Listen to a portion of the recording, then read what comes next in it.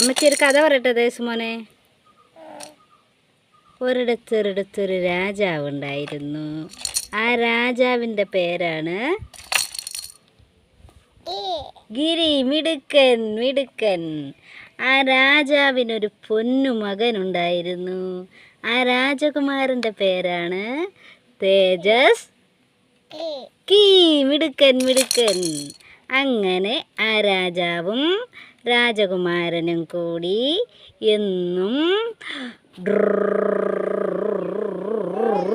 തട്ടുകടയിൽ പോയിട്ട് തട്ടുദോശയും ഓംലറ്റും കഴിക്കും. അത് കഴിഞ്ഞ് പാലും വെള്ളവും ചായയും കുടിക്കും. തിരിച്ച്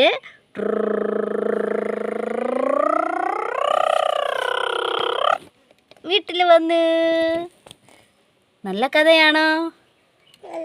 അല്ല, അയ്യോ എനിക്ക് വയ്യ. അപ്പം ഇനി ഞാൻ വേറെ കഥ പറഞ്ഞു തരണോ? അത് ശരി. എന്നാൽ ഓക്കെ, അടുത്ത കഥ പറയാം.